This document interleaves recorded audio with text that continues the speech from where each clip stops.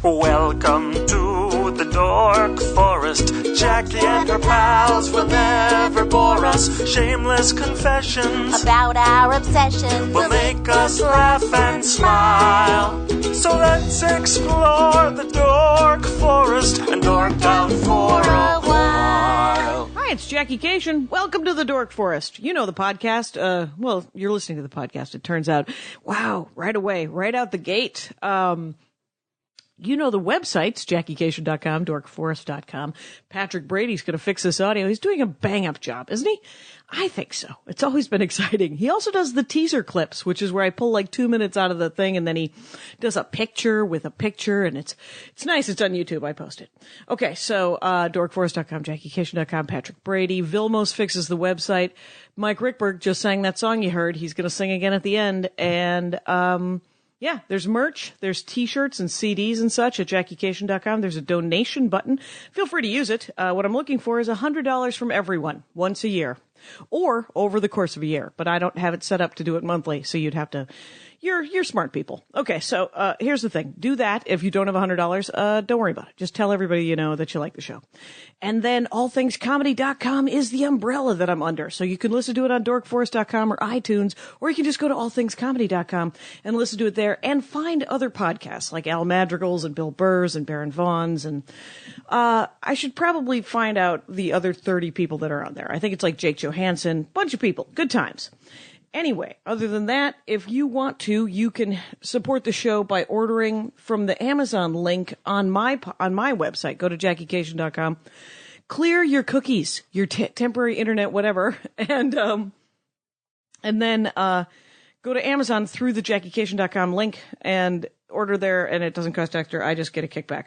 Okay, enough is enough, right? With the thing and the thing, and a minute. Yes, a minute 45. Alex Edelman, hi. Welcome to the program. Yes. All right. I'm so psyched to be here. We met in New York at the podcast festival. Mm-hmm. That was a good time. It was really fun. The guy who runs the podcast festival, Jeremy Wien, asked me which podcast I'd like to do. And I had listened to your Stewart Lee and Harry Cannibal episode and some of the other ones. And I was like, I'd love to do Jackie Kashian's. And he's like, that's perfect. I'm open to that. I am open to that. In the live ones, I like there to be a stand-up at the end of it. It's really fun. It's nice. It's a nice button. It's really great. Another idea stolen from Mark Maron. There's nothing to warm up an audience for stand-up comedy like 45 minutes of talking about anything else. In the Wyatt Cenac episode, it was booze and Muppets. That's right. The booze was particularly interesting. I didn't know a lot of that stuff about whiskey. That's a good episode. You should go back and listen to it. You should, and then you could hear his 10-minute set at the end of it, and it was very funny. And it was really fun. That was good. So, New York comic, we talked about what you would like to talk about, and you said, could I talk about David Foster Wallace? Yeah. And I, for the last 2 months that we've been talking about this, when mentioning it to people, have been calling him George Foster Wallace. Because I know a lot about him. I don't know anything about him. I know more about him now than I did 2 months ago. He's dead. Yeah. He had long hair. Mm-hmm. And he seems to be part of what I really know about him is that there was a quote in the Tina Fey book, Bossy Pants. Yeah. Where she makes some reference to one of his essays or books or something, and she said, if you got that David Foster Wallace reference, consider yourself part of the East Coast elite. It is so true. Is it? Because what's his buzz? Is he the Hunter S. Thompson of your generation? What's happening? I think when you read him, you think, this guy knew all the words, all of them, and when to use them. And he used them in the places he thought was best. And didn't really care if you knew the words. Oh, he didn't care if you got it, man? Well, you did. Well, you would. You would because you'd have to look them up a lot of the times. Or you just have to guess and move on. That's why, I get words in context. Is that hard in his case? Or? Sometimes because you weren't positive because he would sometimes throw such a right hook. You weren't sure if what you thought he meant was actually what he meant. There's a lot of stuff. The reader has to do a lot of work. He's not an easy guy to read. It's like Thomas Pynchon or one of these. Okay, super dense? And it's really dense. It's incredibly dense. Is it fiction? It was, he did fiction that was incredibly dense, but he also did the most accessible nonfiction I've ever read. Really? It's so much fun, his nonfiction. His nonfiction, okay. He wrote this book called, he has a couple of amazing nonfiction essays. My favorite one is about taking a cruise, and it's called A Supposedly Fun Thing I'll Never Do Again. I now get the reference of Tina Fey. There we go. Is that Thanks what for she playing. said? Yes. It's, wow. Right. It's so funny. He's got this incredibly keen eye for detail, and he'll spend like 2 pages talking about the way a toilet flushes, and he makes it interesting. oh, he it's makes so it interesting. It's All so right. entertaining. Like my favorite thing on there. I have it with me. I won't start quoting wholesale, even though there are parts I know by heart. Like, Oh, really? It's one of the only. How long is that essay? The cruise ship essay. It's many. Is it long? Does he write a long It's essay? 100 It's 100 pages in the book. Okay, that's not an essay. That's in what book? It was the book, A Supposedly Fun Thing I'll Never Do Again. Oh, okay. Which is his, and it's got footnotes. He is the king of footnotes. Sometimes the footnotes are long. There are chapters of his book where the footnotes are much longer than the chapters. Okay. The Stewart Lee comedy book was. Yeah. Did you read that? Exactly. Oh, I loved that. You get a mention in there. You get a shout out in there, Jackie. I do. It's he for some reason wants to talk about people that he's done stand up comedy with, That's and true. I'm very flattered. I love because he's the best. But it's interesting. His footnotes are hilarious because it's just 3 1-hour sets, and he footnotes a lot of, and he talks about. The footnotes are brilliant. Yeah, they're just why he wrote that joke and what that joke means to him now and what he would do differently. And it's hilarious. And he'll footnote it like, this is a lie. Right. You know, like Right. this is a lie. I made it up for comic effect. Yes. Like something that wouldn't. Is that what David Foster Wallace is doing? What is he doing? It's more of like, for instance, he does this thing where there was this one part of the book, of the essay, where he talks about trying to get his own bag, because on the ship everything is like you're supposed to. Oh, it's supposed to be fancy. It's supposed to be fancy, and everything needs to be done for you. Like you really, you're not supposed to. You're work not even anywhere. supposed to want to lift anything up. Exactly. Unless you want to go work out. That's the exact thing. So he wants to get zinc oxide out of his bag, like Yeah. through his nose, and he says, and so he tries to go to the luggage pile to get his own luggage. And I have it. Can I read this part? You may. I won't. So I come out and spot my duffel among the luggage, and I start to grab and haul it out of the towering pile of leather and nylon with the idea that I can just whisk the bag back to 1009 myself and root through it and find my good old ZNO. And one of the porters sees me starting to grab the bag, and he dumps all 4 of the massive pieces of luggage he's staggering with and leaps to intercept me. At first I'm afraid he thinks I'm some kind of baggage thief and wants to see my claim check or something, but it turns out that what he wants is my duffel. He wants to carry it to 1009 for me. And I, who am about half again, this poor herniated little guy's size, as is the duffel bag itself, protest politely, trying to be considerate, saying, "Don't fret, not a big deal, just need my good old ZNO." I indicate to the porter that I can see they have some sort of incredibly organized ordinal luggage dispersal system underway here, and I don't mean to disrupt it or make him carry a lot 7 bag before a lot 2 bag or anything. And no, I'll just get the big old heavy weather-stained sucker out of here myself and give the little guy that much less work to do. And then a very strange argument indeed ensues, me v. the Lebanese porter, because it turns out I am putting this guy, who barely speaks English, in a terrible kind of sedulous service double-bind, a paradox of pampering, vis-a-vis the passenger's always right versus never let a passenger carry his own bag paradox. Clueless at all at the time about what this poor little Lebanese man is going through, I wave off his high-pitched protest and his agonized expression as mere servile courtesy and extract the duffel bag and lug it up the hall to 1009 and slather the old beak with ZNO and go outside and watch the coast of Florida receive cinematically a la Frank Conroy. And so there's all that stuff. And then one of the, and there's one footnote above when he first says, "Find my good old ZNO," and the footnote is it's tiny, but which, by the way, trust me, I used to lifeguard part time, and fuck this SPF hoo-ha, good old ZNO will keep your nose looking like a newborn's. And so just in the middle of that interlude, he'll be like, by the way, you need to know this about zinc oxide. I'm not going to work it into the prose. Yeah. I just have an extra thing that I want to tell you. There's so much, because some people read his stuff without the footnotes. Okay. Some people, I met some guy who only reads the footnotes. Who only reads the footnotes. Only reads the footnotes and tries to extrapolate the piece based on the footnotes. What a weird way to read a book. Yes. It's are you sure he didn't read it one way, the other way, and then now just reads the footnotes and tries to remember what was being said. I think that's probably that guy might it. be dipped. I think that guy is dipped in some David Foster Wallace. It's pretty weird. And though not all in Infinite Jest, which is the big novel that he wrote. It's like 1,200 pages. How many novels did he write? Any idea? Let's see. He wrote a handful? Broom of the System. Okay. He wrote The Girl with Curious Hair. I think he wrote 4 novels, including one that was published posthumously, which was The Pale King. Okay. Which came out a couple of years ago. I played a stupid prank at Brooklyn Book Festival, which only book nerds would enjoy, where I walked around to... Trot it out. Yeah. I walked around to various book dealers and asked if they had autographed copies of The Pale King. Oh. Which was his posthumous good release. Times. That's good times. Yeah. A couple of people said, I don't think so, but I'll check. So a lot of people gave me angry looks. Did you get the hairy eyeball from some people? Oh yeah, a lot of people like, that's so disrespectful. Oh, that's hilarious. I love you. You're hilarious, kid. Keep moving. Really Move along. And I know, but you got to find what small pleasure you can. Oh yeah. And see, it's called The Pale King. The Pale King. It's supposedly really good. I've never read it. It's huge. Also, he wrote these novels are massive. Oh, they're all like 1,400 pages Yes. and super dense. But his short stories are, it's really like that. But he wrote short story collections, he wrote one called Brief Interviews with Hideous Men. Okay. Which was made into a movie directed by Jim from The Office. So, John Krasinski. Oh, right. I was going to say, I almost know who that is. Good for I wasn't me. sure, but he's got this huge legion of fans. Well, not a huge legion of fans, but an incredibly cultish legion of fans. And, it's very specific, his fandom, right? It's really like hard to get into Sedaris, him. but like, and also, but there's hard, a thing, but less accessible from hearing that. I'm like, I don't know if I could do it. It's really hard to get into it. Mm-hmm.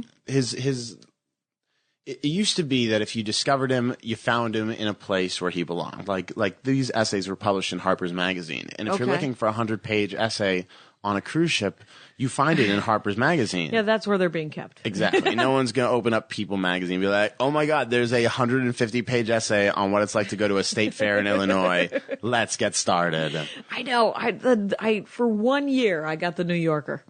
And I wish I would have kept them all, because they could have lasted me for the rest of my life. I just read the cartoons. I literally just read the cartoons. I will page through one. Like a couple of times I tried to read the longest of all articles, and one of them was it was a biography of Lyndon Johnson, and it was an excerpt, so it was Probably just 130 pages. Yeah. No idea. No See, it's but really, it was great. It was interesting. when you get in the middle of a piece like that, it's not that I lose interest, but it feels like a slog sometimes. It feels like I'm losing interest. What is the difference between actually losing interest and it just feeling like I'm losing interest? Well, when you feel like you're losing interest, when There's you do some lose guilt. interest, you've crossed the Rubicon. You just shut it and you're like, okay, I'm going to go play. Yeah. But it's weird because most of the websites dedicated to Infinite Jest Online, and there are several. Okay. Because it's such a labyrinthine book. It's 1,200 pages. It's you said, right? 1,200 pages. Although I read it on a Kindle, so I never knew what pages I was on. I just knew. Yeah, they took those away. They took the page numbers away. I sort of, people kept telling me, oh, you'll hate it. It's not the same thing. But reading it on the Kindle. Yeah, but part of me, because everyone's like, well, part of the fun of reading a book is holding up the second half of the book and being like, how much do I have left? But I was still able to see all the percentages. Right, the percentage is being run on the bottom. You're like, oh my God, I'm 12% in. That's intimidating. And also, you can highlight a word on a Kindle and it gives you the definition. Oh, and the clip that you read, the passage that you read, sedulous? Sedulous, I had to look that up too. It means something from sedition?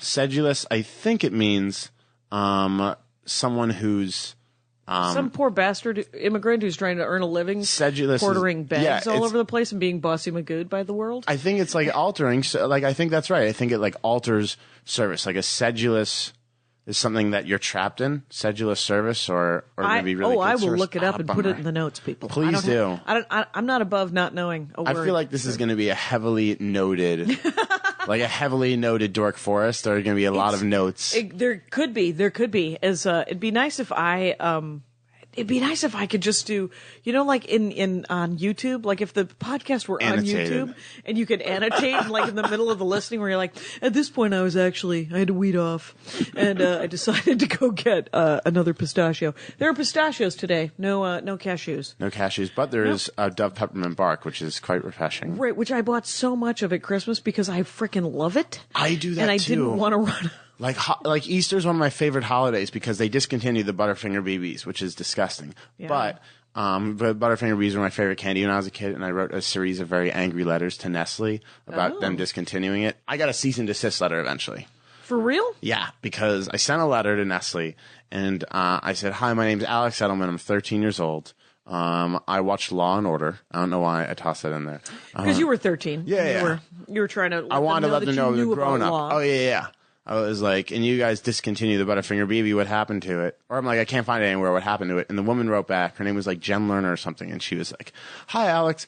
We're sorry. We discontinued the Butterfinger BB. Some boxes may be in stores, but they're not in, we don't manufacture them anymore." And I wrote back, All of a sudden, you're pen pals. I was really angry. I was like, "You're not really telling me what happened to them. They weren't hunted to extinction. Why did you stop making them?" Oh, and then all of a sudden she's like, I have my own 13-year-old at home who's a jackass. I do not need this sort of snark. I did. I got a letter from a lawyer. He was like, "You need to show this to your parents. It is a standard cease and desist letter." But here's the best part. There's a PS at the end where he wrote, the whole thing was boilerplate, but the PS is, "I watched Law and Order also." Like which was nice that he was like, "This is a crazy child." Right, but let's treat him. Let's treat him with the. And the thing is she could have just written, "Guess what? You're the only one who liked them." And then that's I totally would have accepted it. Right. You are alone, and feel free to hoard them. They make Easter eggs, Butterfinger Easter eggs, which are oblong and a little more chocolatey than the Butterfinger BB, but there is a Butterfinger center. So I think they use the same blueprint for and the you eggs. enjoy those? I love those. Those are also excellent. Yeah. My favorite Easter candy are those creepy malted robin's eggs. Oh, I love a malted robin's weird. egg. I know, they're nice. They're nice. Easter was weird for me this year because I was in Fort Lauderdale and I was in the airport. That's where Jesus would be when he comes back. Well, that's what I thought because I checked Twitter and the number one trending topic was Jesus has risen. Yes. And I forgot it was Easter and I'm Jewish. Right. So for a second I was like, "Oh my God, I gambled terribly." I went to CNN.com to see if they would have the story about Jesus coming back. I genuinely did that. I couldn't for a couple of seconds. I was like, why would who is this Jesus that they keep talking No, about? but I knew who he was, but I genuinely thought he had made a return appearance. Like they totally, because that was on Twitter. It was the number one trending topic. People write, "Jesus has risen." Oh, right. And it's always some news thing like Annette Funicello yesterday. Yeah. Okay. Annette Funicello? What happened to Annette Funicello? She passed away, age 70. Really? She had MS. Yeah, she had MS for many, many years. I didn't know that. Yeah, and Margaret Thatcher passed away yesterday. Yeah, I heard about that. Neither one of them, a career cut tragically short. Yeah. They had to go. It was time to go, and Margaret Thatcher especially. I knew about that. Yeah, I'm sure. It's funny, I was driving in the car yesterday, and Andy Ashcraft, my husband, said to me, "Wow, I hope that they don't run into each other at the pearly gates." And I was like, I do not think that is going to be a problem. Yeah, for I think they'll Margaret be in Thatcher. different lines. Yes, and and Andy said something along the lines that he wouldn't want to get the Margaret Thatcher taint on Annette Funicello. And there's another taint joke. That, I think, third episode in a row, Rangers. Anyway. But So when he writes fiction, David Foster Wallace, Yeah. Are there dragons? What are we talking about? What kind of fiction is it? Is it a slice of life? Does Oprah like it? it's very, very heavy. Is it Philip Roth? I'd say it's closer to Philip. I'd say it's closer to Pynchon. I'd say it's closer to like Pynchon and those serious novelists, sort of like Saul Bellow and things like that. It's very self-aware. Right. And his fiction is also there's a lot of stuff about death and there's a lot of stuff about gifts.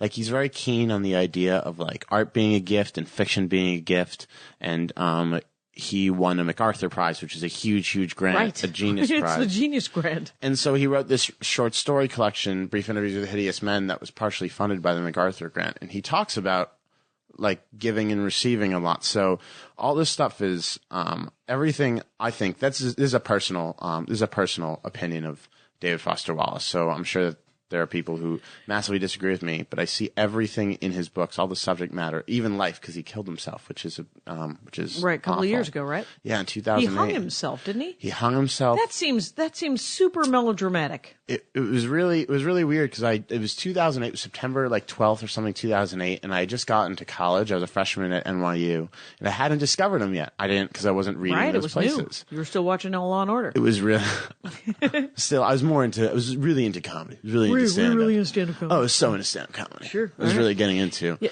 people should see Alex Edelman and follow you on Twitter, which is Alex_Edelman, Yes. Edelman. It's a really So one of Yeah. my favorite professor, this guy who would become my mentor at NYU, I was a fiction major I was an English literature major at NYU, and I took a lot of creative writing classes, and I had some incredible professors like Nathan Englander, who's one of the best short story writers in the country, and who I read his short story collection. Yeah. I'll link up the Oh, their it's so stuff. good. Yeah. He's got a new book out called What We Talk About When We Talk About Anne Frank. And I was raised Orthodox Jewish, so it was a lot of his stories were from the setting that I was raised from. Okay. And he loved David Foster Wallace and Zadie Smith, who is a amazing novelist, who's probably one of the most beloved novelists on the planet today. She was one of my professors, and she loved David Foster Wallace. And my mentor at NYU, this guy named Darin Strauss, who won a National Book Award 2 years ago for a memoir. It beat out Patti Smith's memoir. It was really spectacular. Wow. It's called Half My Life.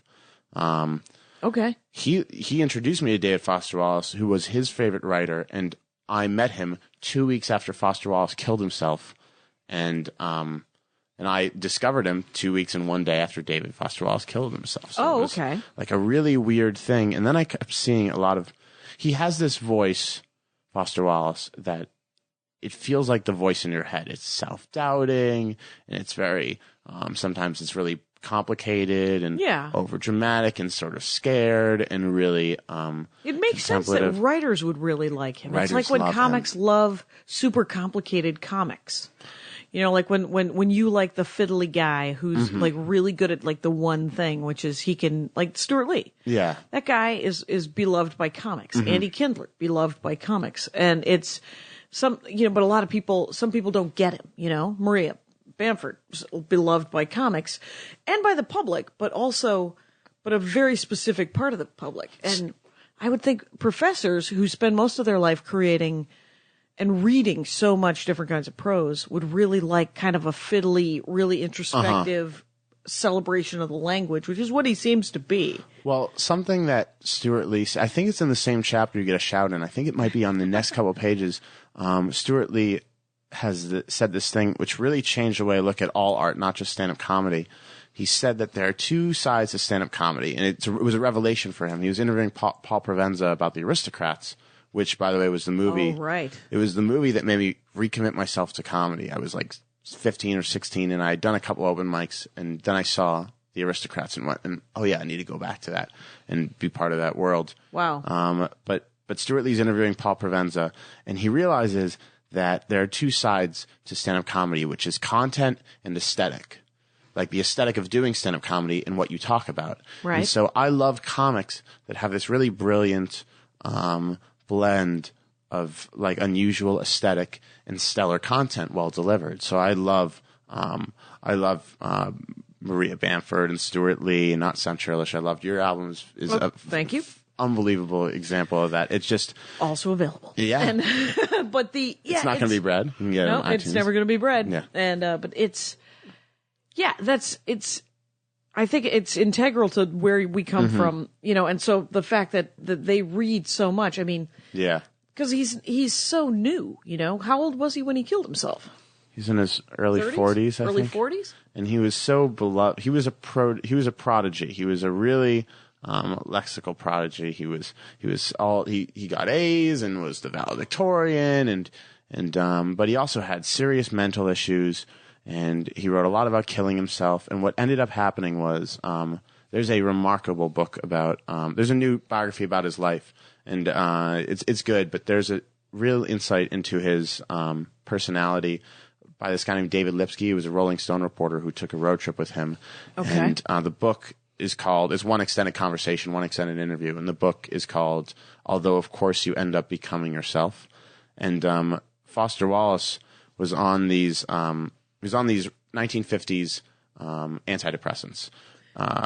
What? He was on Which is like hipster antidepressants. He's like, you know what I'm going to do? I'm going to try those. I'm going to get some shock treatment and maybe get some lithium. Remember the name. Well, that's what happened because he was when it started. They started him young on these when he was a young guy, and the technology had advanced somehow.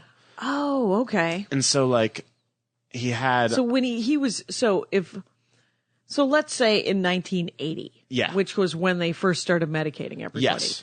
That's when they started doing it, and all they had were those meds from the 60s. Yeah, all they had were those awful, awful meds. And apparently Lipsky says, it's weird that I know this by heart, but Lipsky says in like the foreword to the book that he was towed a boxcar of side effects with it. There were a lot of side effects for him, and he took a leave from school. And although he told friends he was going somewhere else, he went to rehab or something like that, or a mental institution. And he tried to change his after he got really famous for Infinite Jest, he tried to change his meds. Okay. And so he went and he tried to get a different cocktail of meds exactly to sort of balance them out better. He didn't want it anymore. And then when he went back, and those meds didn't work. And then when he went back on his original meds, he found that they had lost their effectiveness. Wow. So he just spiraled down, not to be a downer. And then one day he hung himself. But he was all about life being. He was strangely religious. And he wrote a lot about life being a gift. I don't think so. I think he picked it up like at the end, which is weird for someone who is so. Well, you look at Bob Dylan; he's constantly changing his religion. Oh yeah. So the Jewish Bob Dylan albums are some of my favorite, and they're terrible. Like Infidels is an awful album, but it's got such funny. Speaking of putting just a bunch of words in a row and then hoping that I spend a good portion of my time figuring out what the hell they mean. Exactly. I was like, Bob, feel free to use a verb. Go ahead. You love Dylan, right? Do you like Dylan? I like Dylan, but I don't get Dylan always, you know? So it's like, I like Dylan like I like the Beatles. Yeah. I don't love them, but I want to, you know, it's like, you know, and then so I also want to like Jim Morrison. I don't like Jim Morrison. Well, it's very popular right now to sort of blow him off. And is it really? It is a little bit, only because if you scratch at the surface of Jim Morrison, he was a tool. Yeah, he wasn't very. But some of his lyrics are amazing, and they're also that jumble of words that you're like, it could mean anything, man. I should probably take some mushrooms and really. Who are your favorites? Do you have a favorite? I'm the worst. Like when I'm listening music wise. Yeah. Simon and Garfunkel. Oh, I love Simon and Garfunkel. Right. I mean, I'll listen to. I mean, when I'm listening to classics, it's not. It's better now that it's than it's ever been. But it used to be Billy Joel and Harry Chapin. Oh, I don't know if you're familiar with Harry Chapin. I am. Cats in the Cradle, right? Cats in the Cradle. When I went to college, I used to listen to Harry Chapin. When I was depressed, because no one's more depressed than Harry Chapin. He will out-depress you, and you'll go, oh, my life isn't that bad because I'm not a baby starving to death in the middle of Uganda in 1977.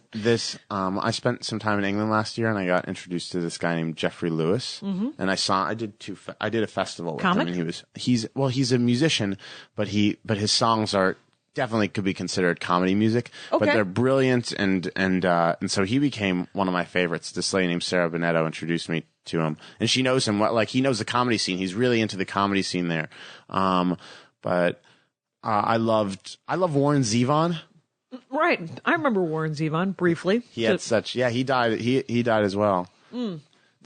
There's something very strange. I don't know if it's a thing with me, but Warren Zevon also knew he was going out. He had a cancer that he was spiraling down into. And so his last Letterman appearance, he was on Letterman a lot. Right. And his last Letterman appearance, Letterman asked him, what have you learned from, dying? Your classic life choices. And, and Zevon went, enjoy every sandwich. Oh, that's right. Was he the guy who said enjoy every sandwich? Yeah, that was him. And his last album. That's just good advice. It really is. Every time I have a sandwich now, I think about it. I don't eat sandwiches anymore. Have you had a Vietnamese sandwich? They're really good about me. Good. Yeah. That's just good. That's just good writing. Well done, Vietnamese people. I love him, and I love. My only problem with a lot of these, geniuses die young kind of thing. Yeah. Where you're like, who else? Don't die young, geniuses. That's true. There's a lot of old geniuses out there that are still working. And they live George long enough. Carlin died a natural death. Yeah. People consider him a genius, to my knowledge. I think he is, but a lot of what's also sad is you got to see a lot of people alive, kicking. But some people get old, and you get to see them sadly not become geniuses. Right. Well, Dana Gould went and saw Frank Sinatra's one of his last concerts, and he said it was really kind of brutal, but it was still amazing because it was Frank Sinatra, but he couldn't remember his own words, and he was just sort of scatting a lot, and that's why it's so refreshing though to see a guy like sometimes you see like Eddie Pepitone, who's in his 50s, early 50s, yep, yeah, and Eddie is top of his game. Yeah, I feel like he hit his stride at this age. So it's really cool to see someone like Eddie just sort of kick in a second gear and be awesome. Yeah. It is cool. It's interesting because there's, there was an article that just came out in the New York Times, that Louis C.K. article. Yeah, I read that. And my favorite quote from that is people are like, well, people can't do, young comics can't do what you did because they... And he says to the interviewer, why can't they do what they did? It was like, well, they don't have the fan base that you have to just release their stuff on their internet and make $1 million. And he's like, yeah, but why don't they have that fan base? And they're like, well, they haven't been doing it long enough. And he's like, yeah. Exactly. Right. When you've been doing it 40 years, and the problem is those 40 years, right? I mean, you have to make sure you don't get bitter and you keep growing. And those are not, they're easy to say. There's simple things that are not easy, right? It's like I'm 24 years old. I turned 24 like 2 or 3 weeks ago. Birthday. Yes. It's especially scary though, because, when I was a kid, I was certain I'd work in baseball. Like I worked, I worked at the Red Sox. When I was 12 years old, I started working at the Red Sox, and then I worked at the Dodgers for 2 years. How'd you get that job? I sent a bunch of letters. Again, I was a letter writer apparently. Nice work. And they were like, all right, just come in. Take that as hope, people. Write a letter. Yeah, write letters. It's a very lost. When was the last time you wrote a letter? I couldn't remember. You know what? I can't remember. I think I wrote one to my dad because he does not have the internet. Really? Your dad doesn't have the internet? My father does not have the internet. That's incredibly refreshing. Yeah, neither did my mother, who passed away. She did not have, neither one of them had the internet because, what did my mother say about it? She said, I don't want another monthly cost. And I was like, you mean like electricity? Yeah. You got the rest of them. It's just another $15-20. It's okay. And she was like, no. And landline. That's so insane. It feels weird, but yeah, he doesn't need the internet. He has a cell phone. He calls me. Anyway, it's so strange to me, but so I wrote letters when I was a kid, and I worked in PR for a long time in baseball, so I thought, I'll work in baseball forever. And then around 14, I started falling in love with stand-up, and I, right before my 15th birthday, I went and did some comedy. Right. And so I've been in comedy for like a surprisingly long time, I guess, for like 9 years. Yeah. Off and on. And so it's, although when I was 16, I kept, like, I've been, since I was 17, I'd say, getting on stage 4 or 5 times a week. Every week, and from 17 all through college. Okay. I made it finals week. Sometimes I'd take off, but I made it a thing. And if I didn't do it for a couple days, I get jittery. I feel really depressed and and feel really filled up. And I love it, but I wonder, because even 24 people are like, oh, you've got so much time. I didn't even start. Gary Goldman, who's one of my favorite comedians, and this guy who I get to open for sometimes, and one of my best friends, he'll tell me, he's a good guy. He's a great guy. He's lovely. And he'll go, I hadn't even started at your age. And he's trying to be a good friend, and he is. But of course, and I know that now because I know it because I watch people like Louis and, people like Stuart Lee and people like you guys pay your dues for a long time until, the ship comes in. But it just, it is. Sometimes the ship doesn't come in, but you keep doing it because that's why you do it. I mean, you can't do it waiting for some fucking ship. Yeah. You have to just do it. You're just like, I'm not going to stand at this dock forever. You're like, I am. It's a gamble though, isn't it, though, Jay? Right? It's a huge gamble because... But so is plumbing. I mean, actually, plumbing's pretty standard. You're always going to need plumbers. But what if you're a shitty plumber? I mean, there's people who do stand-up comedy who aren't good at it, right? Yeah. And who do it for years, for 15, 20 years. They never get paid for it. They only go up at open mics, and they never realize why. And sometimes it makes them mad, and sometimes it doesn't make them mad. And I like the ones that don't make them mad, that are terrible comics, and I know them in Minnesota. Yeah. There's guys that I came up with that have been doing stand-up for at least 15 years who do not work, go up once or twice a week at this one room, and have been telling the same jokes for those 15 years, you know? And you're just like, okay. Definition of insanity, right? Right. The definition, which is to do the same thing over and over, expecting a different result, except for that the guy that I'm thinking of, he doesn't ever, it's okay, you know? To some extent, I like him better than the guy that's bitter about it. Yeah. Because that guy, my favorite story, and I've told it on the Dork Forest before, Dave Mordahl, laughed first season of Last Comic Standing. Yeah. You might know him from there, but he is a guy that will tell comics something that is none of his business, which is that you suck or get away from me. And it's because it's none of your business what anybody else is doing on stage, except for that it can be because it's actually your business. Yeah.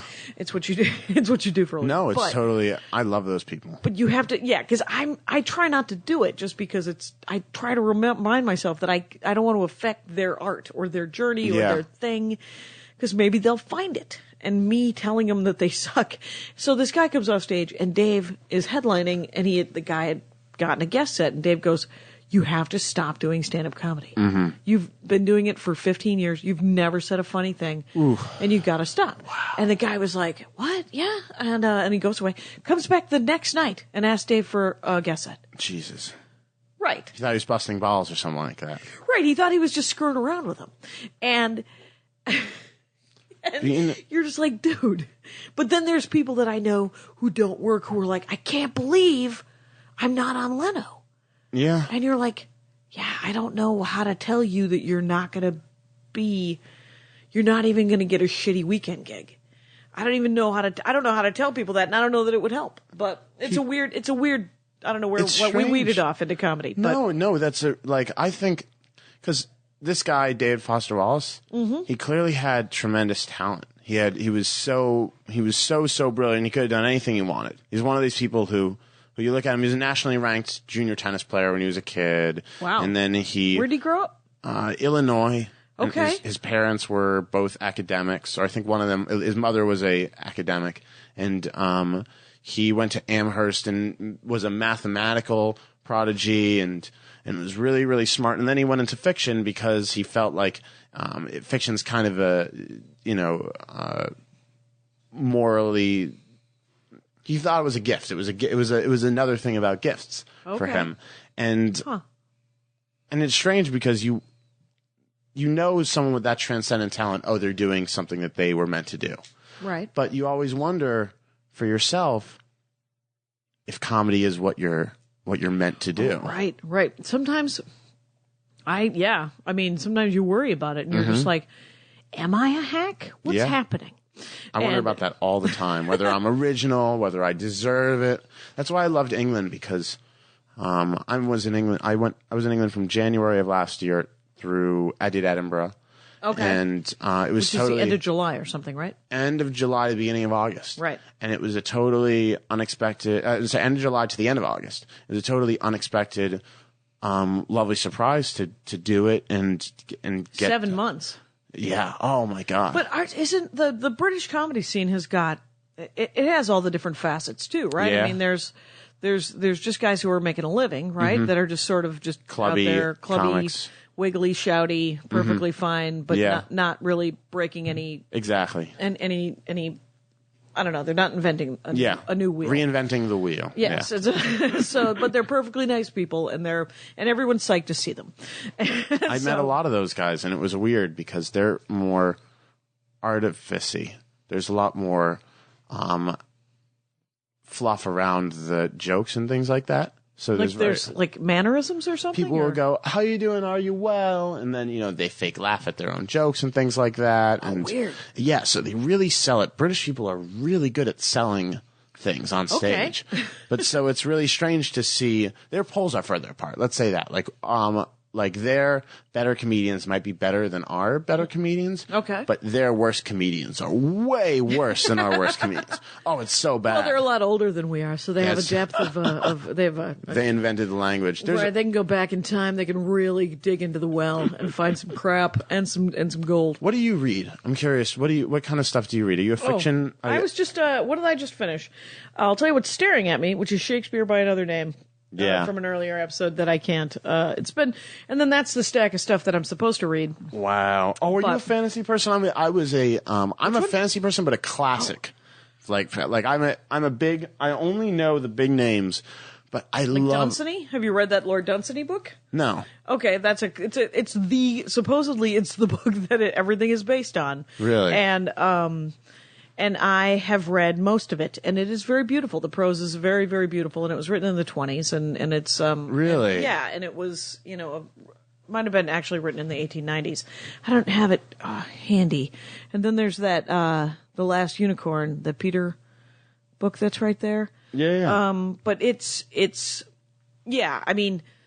Are you a Doug Adams person? Douglas Adams, I read it just in time because if you miss the window. Yeah. You can't read it because there has to be a time when you can still appreciate how funny sarcasm can be. Oh my God. But if you're past that time, you're like, yeah, I get it.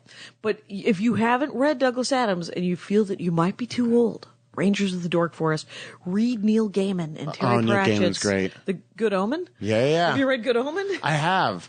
I love Neil Gaiman. I know it is essentially Douglas Adams for grown-ups. Doug Adams' daughter Polly is like a friend of the comedy scene, and there's a huge overlap in England between like the nerd comedy scene, right? We'll say that, and the alternative comedy scene, and the rest of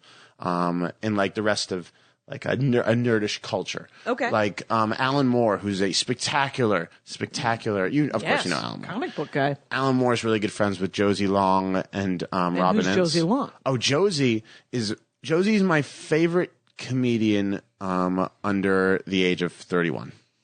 Okay. Is she 30? She's 30. I'm just saying she might be my favorite comedian, period, but I'm not sure because I'm not good at picking like one person for It's that. very hard. It's very hard. She's one of your favorite comedians. She is unreal. And she has her name this is show. Josie what? Josie Long. Long. Yes.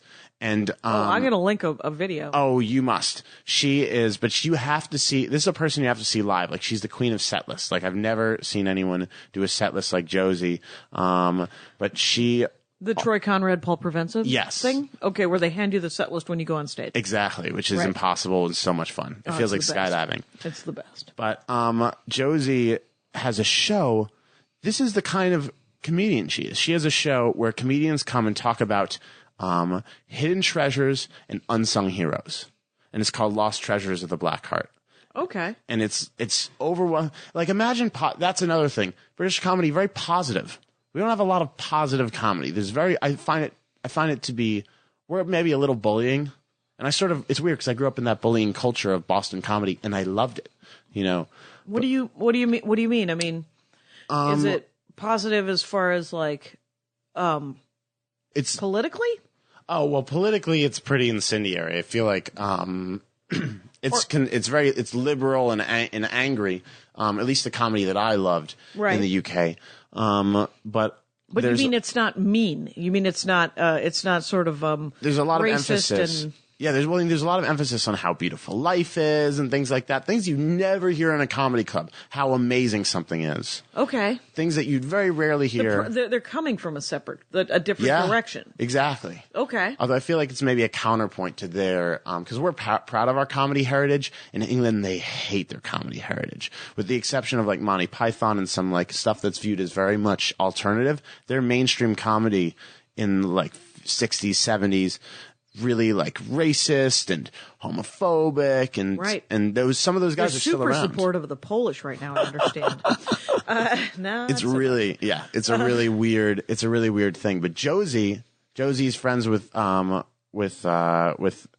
with Alan Moore and Robin Ince, who hosts his show with this guy named Brian Cox, who's like a really who's like a sexy scientist, is on the BBC. And so comedy and science and stuff like that really overlap. So Neil Gaiman's a friend of the comedy scene, and which is why Hardwick and Nerdist has been able to really make an impact on BBC America. Oh, it's such a good fit. Yeah, it's a perfect fit. And Chris Hardwick has had Neil Gaiman on the Nerdist. Has he really? Yeah. I heard he had Tom Hanks on that. He got him with a gift typewriter and I know, stuff and like I'm super jealous. Anyway, but not so jealous that I'm willing to do anything about it. I'm the worst. I met with this woman yesterday, or who was telling me, they were like, "Well, what are you doing about?" Oh, I know. Somebody asked me why I didn't make this a video podcast, and then somebody else said a vodcast, and then there was a question. There were several questions that I received this week from lovely fans of the show, asking me to write scripts based on different Dork Forest things, stand-up comedy things, and my life with Andy. And I'm like, yeah, I'm also working on getting out to stand up. I have to make a living, and and I've written some of that stuff, and no one gave a shit. But it doesn't mean that no one will never give a shit. Yeah, it's just there's always interest. I mean, back to that thing that you were talking about how talking to someone and not crushing their dreams. Yeah, comedy's such a game of inches. Like, you can tweak a joke that never works with one word, and all of a sudden it's your closer. So who's to say that someone who's had a festering sore of unsuccess isn't gonna apply that anger in a positive way and make a real impact? Like, it's possible. I don't know what Eddie was before, right? But I don't. I'd never heard of him, and there are a lot of people who speculate. He's a New York guy too. Yeah. And there's a lot of speculation in that new documentary that's out about him. It's really good. It's called The Bitter Buddha. Right. There's a lot of speculation about maybe he just reached the age where he resonates with people. So you never know what changes people might make. So he went vegan like 6 months ago. He always goes vegan, and then he passes a rib joint and he weakens, as he says. Oh, is that what he said? Yeah, but I think he was in Edinburgh with me, right? And it was super. I met him peripherally, but I never hung out with him. And hanging out with him was such an experience. He's he's very frank and very performative, and it's really he's really, really, really funny. Yeah, and he's super sweet to hang out with, and he has real conversation, which is what all I'm looking for. Who do you love? It's in stand-up? Yeah. Dana Gould. Yeah. I fucking love Dana Gould. Is the best Eddie Pepitone quote in the entire documentary, which is that Eddie's like a skunk. Eddie is to existential angst what a skunk is to scent. You can't get more in one organism. Well, brilliant? I mean, it's just, and Eddie's on Dana's podcast a lot. Dana's a podcast? Yeah, the Dana Gould Hour. There's only about 12 of them. He only does them once a month. Really? And they're great. Wow. People, you should listen to the Dana Gould Hour. You know what else you should listen to? The PodSquad. Yes. You only have 6 episodes out, right? We only have like 5. We've only done 5 so far, and we haven't really had guests yet. We've only had you and two. Godfrey. You and right? Me and Godfrey, who you probably know from like the 7-Up commercials, and he was in Soul Play, and he's done a lot of interesting stuff. And I didn't think it would be a good fit, and then because Godfrey asked me a couple times, and I wasn't sure, because Godfrey's a comedian who's in his 30s, and he's black, and he's been doing comedy forever, and he's done every television show conceivable, and I'm a young 20-something, and I've just started, and our perspectives are so different, but it really we end up, the hour flies by. Yeah. In the same way, and we'll be getting guests and uploading. I encourage you. But to so listen. far, it's at thepodsquad.tumblr.com. Yes. And the PodSquad has hyphens between the pod and squad, and there'll be a link on the show, of course. Mm-hmm. And but at Alex_Edelman and Godfrey Comedian. Yeah. Are your Twitter handles. Mm-hmm. And there's so many podcasts now that it's very fun. It's unwieldy almost how many podcasts is unwieldy. You know how I solve that? I don't listen to any of them. It's very disappointing. I listen to some Proops, mm-hmm. and I listen to I cherry picked Mark Maron's. Yeah. Because it's gotta be, I was excited about the Mel Brooks one and Carl Reiner. Yeah. Oh, which I haven't heard that yet. Have you seen the Seinfeld Comedians in Cars Getting Coffee thing? Yes, I have only seen one episode with Michael Richards. Oh, it's fantastic. It's really good. I didn't think I'd like it, and then I loved it a lot. Well, it seems relatively unscripted, which I like. Oh, it's so unscripted. Does it? Yeah. You know that? I feel like it. I feel like it is except when Seinfeld calls and he's like, "Hey, it's Jerry," and people are like, "Hey, Jerry," and he says, "Do you want to get coffee?" And Larry David is like, "Nah, sure, I have nothing to do." Right. I mean, maybe the setup is the only thing. The setup is maybe the only thing that's scripted. That's scripted because it does feel super unscripted, which is nice. How do you feel about comedy and I'll try to pull it back to Foster Wallace for a bit, but how do you feel about fiction and stuff that's not stand-up comedy informing your comedy?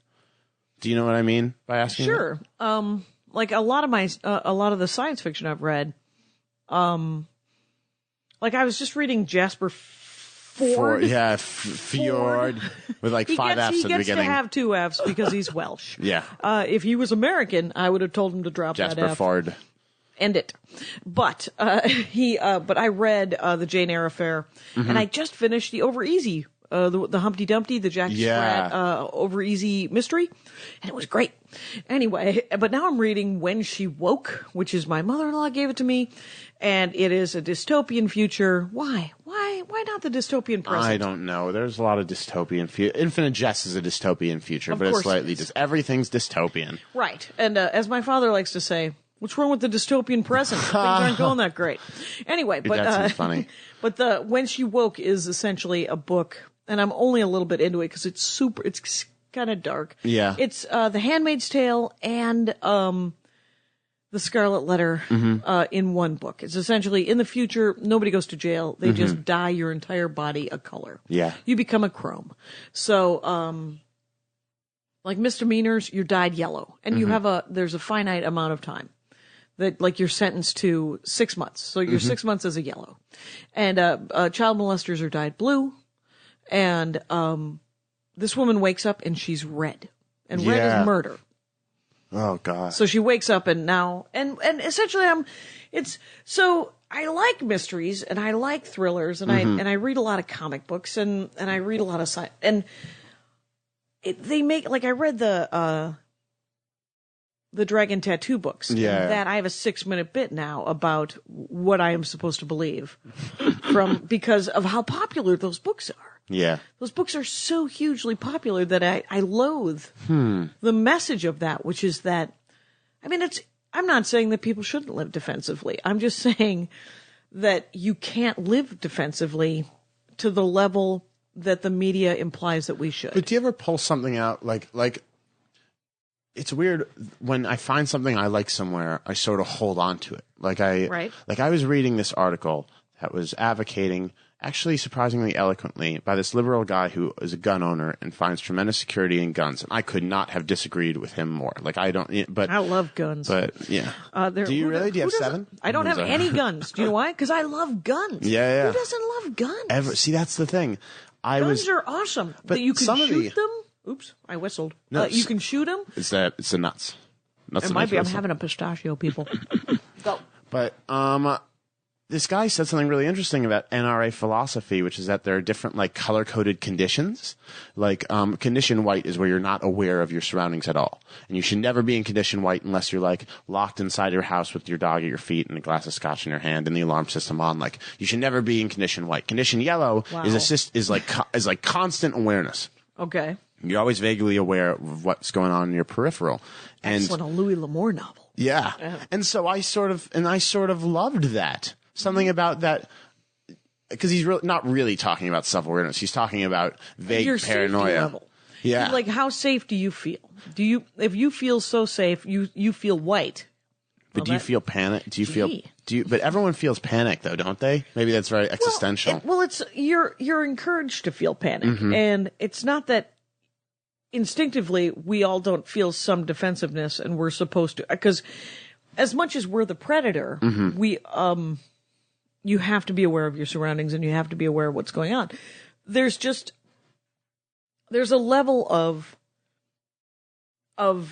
irritation with the gun owners because nobody is trying to take away anyone's hunting rifle. No one, not ever. But people are paranoid. Where's the line between self-awareness and paranoia? It's like a really weird, because I always think, I'm always panicked a little bit that like life's this thing and I'm wasting it. You know, right. like I need to make use of this time, and you know, it could all end. It could all like again, Foster Wallace, life is a gift. And, Did you have a nice childhood? I did. See that? You know why? That's why you think you're wasting your time. But it was modeled a little bit. Like I had a lot of, you know, I was an angry kid and I was sort of confused about what was going to happen after childhood. I was always looking ahead for some reason. Never, and it's weird because now I look back and like I've had a pretty interesting life. Comedy provides you with a very interesting. Oh yeah. Yeah. And sometimes I You were wish. surrounded by. Oh yeah. It's an insane lifestyle. But the fact that they let you do stand-up comedy when you were in high school, that they encouraged you to write letters and they encouraged you to try to be the best you, right? Yeah. I mean, that is a very new kind of parenting Yeah, style, my by the parents way. are great, but they're worried also. Everyone's worried about like what's Well- going to happen to your kids. They're worried, they're supportive, but there's also this low-lying expectation of they've put in all of this work. And you're like, well, he's living his dreams. He's living Yeah. his dreams, but he better be good at it. And you're like, no. Because the thing is when I grew up, no one had any expectations of us. It was like, oh my God, look at you. To feel like You're living. But like, Congratulations. in that same vein, not about like, oh, what am I dedicating my life to? But Foster Wallace, I'll stop talking about his idea of a gift after no. this. But Please do. I think he was sort of he was interesting in conversing with religion and faith because he says that you get to choose what you worship. It's one of his most famous sayings. You get to choose what you worship. But before we get all giddy with like this postmodern relativity, like you choose what you get to worship, but 9 times out of 10 you end up worshiping yourself. So how do you balance that with being because faith is you not worshiping it? Like in North Korea, they have they worship the dear leader before anything else. Okay. And so choosing what you want to worship. Unification Church of them. Yeah. Is they based that on Moon, who was also Korean. But imagine living in a country, and North Korea is fascinating to me because imagine living in a country where your first instinct isn't to protect yourself. It's like coded into you. Like you're sort of nurtured that way instead of, you know, natured to protect yourself. Your life is sub the life of the dear leader. So Right, but that doesn't necessarily work too. I mean, if you look at like the Soviet model, you were supposed to think of the state, you were supposed to think of your comrades before you thought of yourself. But the graft and the self-aggrandizement was everywhere. Yeah. And as we see in China as well. There's no way there's no way that people don't think of themselves.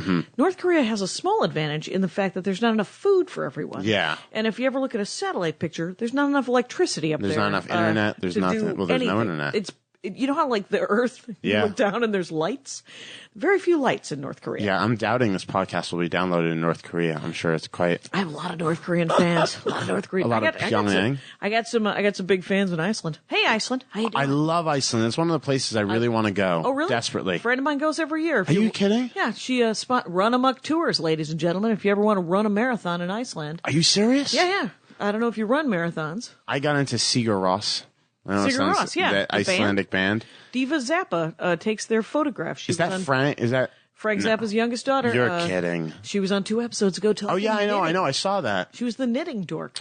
I figure obviously it has to be. I think Frank Zappa's kids are all interesting also, right? One of them's a screenwriter and he wrote this Disney. Or Amit. Ahmet. I don't know anything about them except for their names. And Dweezil. Moon is always very nice to me. Yes. And she's very funny and interesting. That's so funny. We do spoken word stuff together. We do on Do you do Cabaret. spoken word? Do you do non? I do. You I know. do a lot of. I have 2 storytelling shows this week. Feel free to check my schedule, Los Angelinos, because I'm constantly doing something besides. I have a live podcast, by the way. Just added AnimeCon at the end of May. They're flying me to Dallas to do AnimeCon live episode in Dallas at A-Kon.com. And then the week after that, I'm in Bloomington for the Limestone Podcast Festival. And then, those are the next 2 live episodes of the Dork Forest. And that live episode in Limestone is going to be with Al Jackson, who was talking about old school hip hop. Wow. Which I referenced as old timey hip hop. And he was like, no. Gangstar Old is my school. favorite old school hip hop guy. Right? And which one? Gangstar. Guru was the From leader what, of Gangstar. It must be 80s, early 90s. All right. He was talking the origins. He was talking wow. like Big Daddy Kane, and before that, actually. He was Sugar Hill Gang. And probably KRS-One, and Knowledge reigns supreme over nearly everyone. But I wish there was more of an overlap between different kinds of. I wish rap and comedy were closer together. And I know there's some. I know Hannibal's directing some rap videos, and Reggie, does some rap stuff. But I really wish that I think it's mostly the black community. It'll be black comics who will know more of those guys, or comedy rappers. Well, because they'll get to hang with them more. Because you end up Hannibal Buress is a great comic and has a great show in Williamsburg. Right? Yeah, the Knitting Factory. The Knitting Factory, but he, much like myself, I know more great women comics than most white guys. Yeah. Right?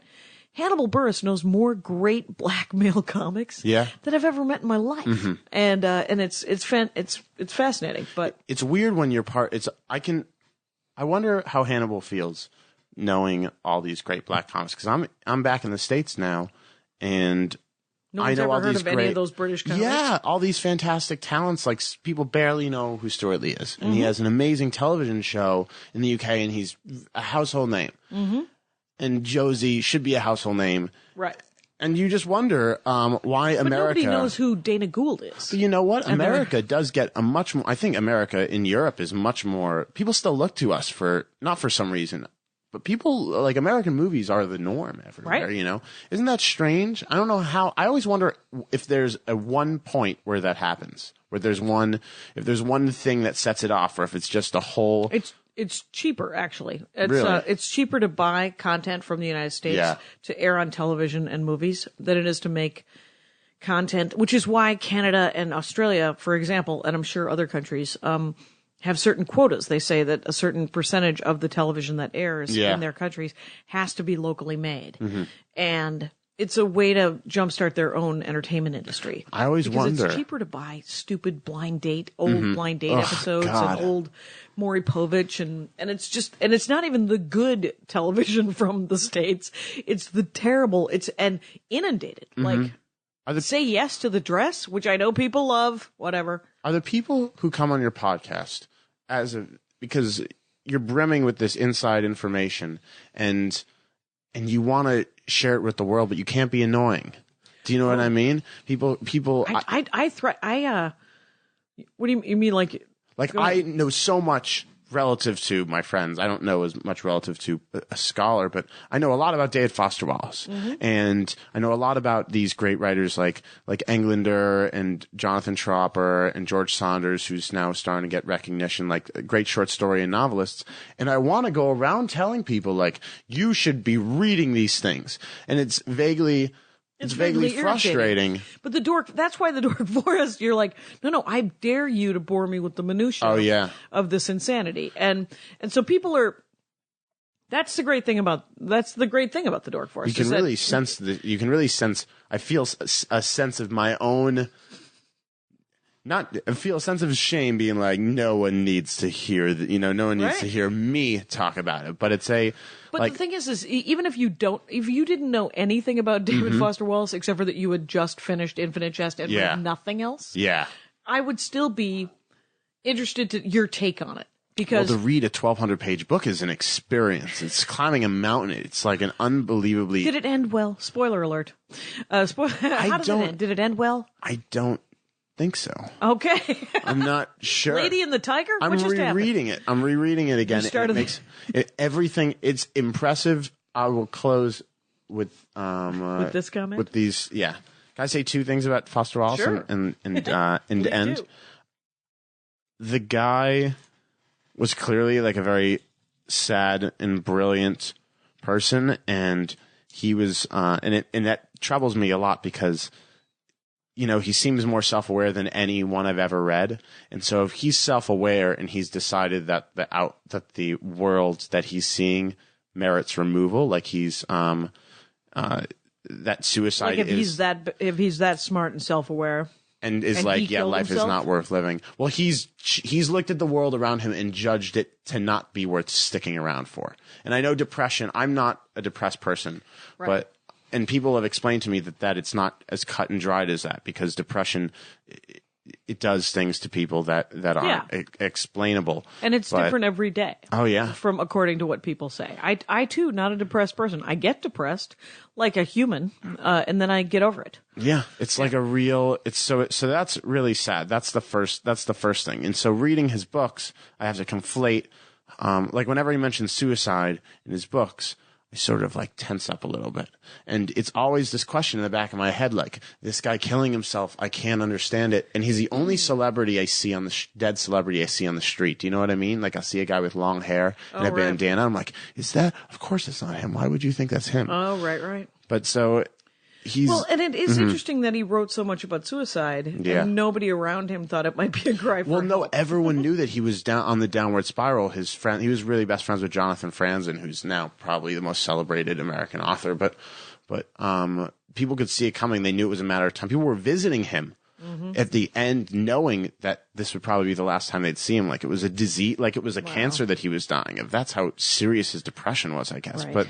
But the final thing is that you look at his breath and you go, oh my God, my scope of vision is so narrow. You know, I know so few of the words and the phrases and the way to put them out there as a writer. But he had 20 years on you too. Yeah. But even when he was very young, it felt you could see the spark. He was smarter than you. Yeah, that's the other thing. Struggling against people that you love. Right. But what a downer note. Hey, but at least here's how we make it positive. Yeah. Know that you at least recognize genius for what it is. I mean, be happy in that you can recognize genius, because then, you know, it's like recognizing other people's limitations. Like when you recognize someone who sucks, there's two things that happen. Like when you recognize someone who's better than you, or who has something that you don't have, in with the way they do things, right? Yeah. With their mind, and the fact that you can appreciate that is something that you should laud yourself for, you know? And then the challenge is to see a limited mind and to allow that limited mind to be. But this idea that you have, and again, I know we're running over, I'm sorry. But this idea that you have a life and have to justify it. Like it's a very frustrating experience. Like he wrote a lot about tennis, and I think that is because I'm sure he's written this exact thing or this kind of idea somewhere, but I haven't read all of his writing, so I'm not sure. But in tennis, you toss a ball up and it's no one's for a second, and then you serve it and you're like, here, take this. And the person serves, it hits it back and he's like, here, take that. And so just the idea of giving and receiving, and am I doing enough with what I've been given? Right. I feel like governs the entire, that's his whole world. That's what really makes, for me, how he's really sort of changed my life. It's made me more neurotic in certain ways, obviously, as you can probably tell. But yeah, I think about that a lot. Like, what am I doing with my life? It's really shitty self-motivation, but it's interesting. And I'll tell you, here's what you don't want to do. You don't want to kill yourself. And on that note, we'll call it a day. Guys, everybody, thanks so much. Thanks for having me, Jackie. You're welcome. My hat, my hat, my hat. They're dancing around my hat. My hat, my hat, my hat. Well, what do you think of that?